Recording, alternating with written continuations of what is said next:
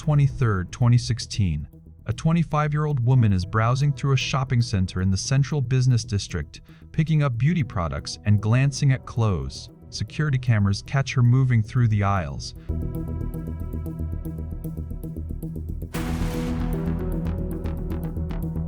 Checking her phone, perhaps thinking about what she will have for dinner or the university assignments waiting for her. She is just another face in the crowd, living another ordinary day in a city she had come to love. If you were watching the monitors that day, you would see a young woman full of life, completely unaware that she is walking through the final hours of her existence. Nothing about the scene looks dangerous. It looks mundane. It looks safe. But what happens next is far darker than anything you could possibly anticipate. To understand the tragedy, you have to understand the promise that was stolen. Leng, known to her friends and family as Michelle, was the embodiment of the Australian dream for international students. Originally from the Sichuan province in China, she had moved to Sydney 5 years earlier to study at the University of Technology, Sydney. She was ambitious, kind, and deeply connected to her family, unlike many students who live in crowded dorms or share houses with strangers. Michelle lived in what should have been the safest place imaginable, the home of her aunt in the suburb of Campsie. She lived with family. She lived with people she trusted. That Saturday afternoon, the CCTV footage shows Michelle heading to the train station around 4:00 p.m. She swipes her Opal card, walks to the gates, and boards a train to Campsie. She arrives at the station and begins the short walk home. This is the last time Michelle Leng is ever seen alive in public. The timeline of horror begins the moment she steps through the front door of her aunt's home on 4th Avenue. She expected a quiet evening. Her aunt was away for the weekend, leaving Michelle in the house with her aunt's husband, her uncle-in-law. She likely greeted him, perhaps went to her room to change, completely unaware that the man sitting in the living room had been waiting for this moment, harboring a darkness that was about to consume them both. By Sunday morning, the silence was deafening. Michelle was a young woman of the digital age. She was always connected, always replying to messages on WeChat. When her phone went unanswered and her social media went dark, her friends knew something was wrong. Panic set in quickly. It wasn't like her to disappear.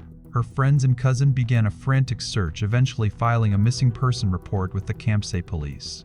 They hoped for a simple explanation. A lost phone, a sudden trip, but deep down, the silence felt heavy. It felt final. While friends were searching the streets of Campsie, a gruesome discovery was being made over 100 kilometers away, on the New South Wales Central Coast.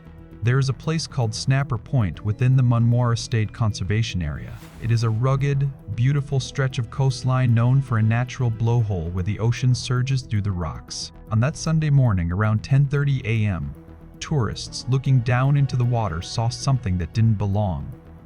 Bobbing in the blowhole, battered by the relentless tide, was the body of a young woman. Police and emergency services arrived, facing a difficult recovery operation.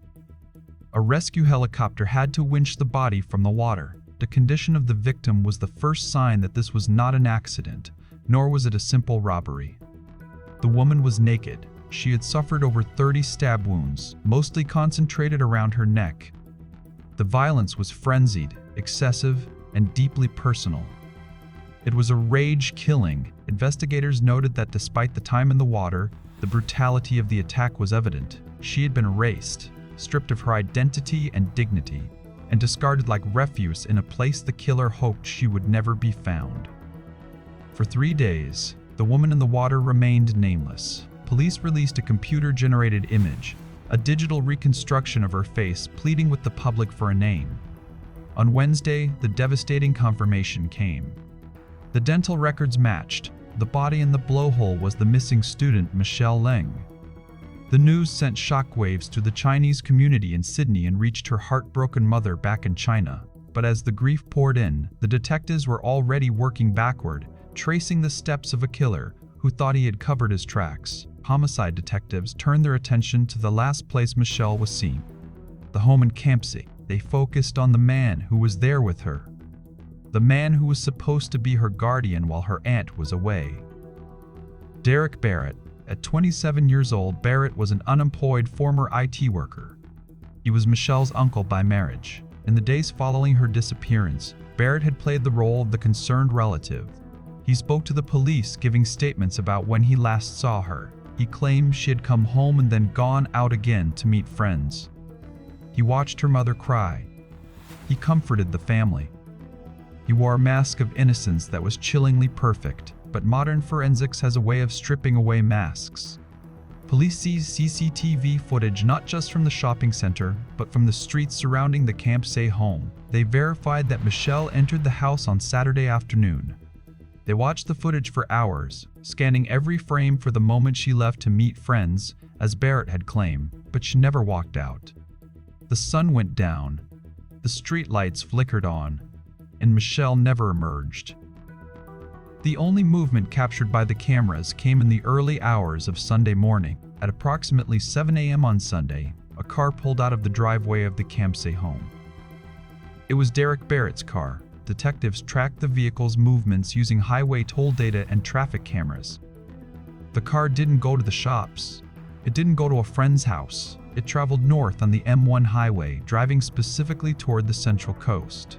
The car was placed near Snapper Point, the exact location where the body was found, before returning to Campsay later that day.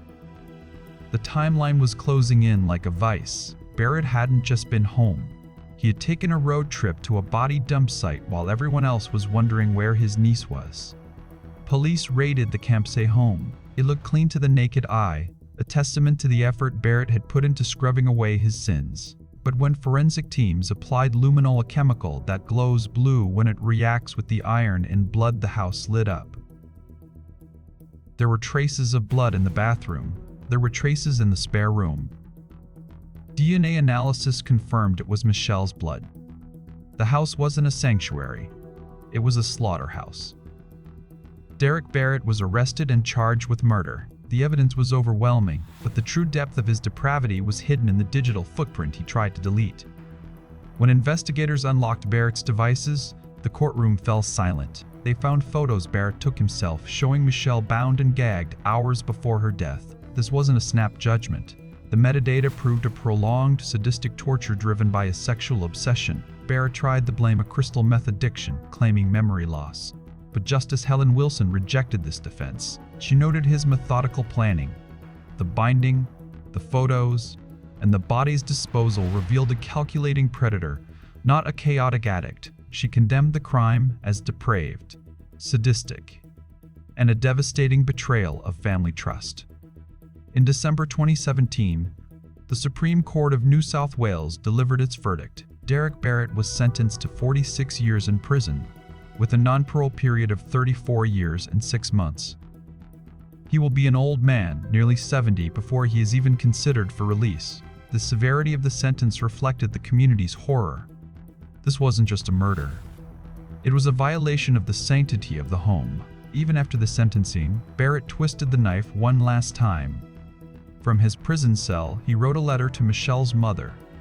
In it, he claimed to be disgusted with himself and apologized. But for a mother who had lost her only child in such a brutal way, the letter was seen not as an act of contrition, but as a final manipulation, a way for the killer to insert himself back into their lives. Michelle's mother, Zhang Xin, spoke of her devastation, describing Michelle as a kind, loving daughter who had her whole future ahead of her, a future that was extinguished because of the twisted desires of a man she called uncle. The murder of Michelle Leng serves as a terrifying reminder that danger does not always look like a monster. Derek Barrett didn't look like a killer. He was family. He sat at the dinner table. He laughed at family gatherings. He lived in the spare room. Michelle died not because she took a risk, not because she walked down a dark alley, but because she went home. She trusted the structure of family to protect her, unaware that the predator was already inside the gates. If you are interested in crime stories, like and subscribe to our channel for more. Thanks for watching.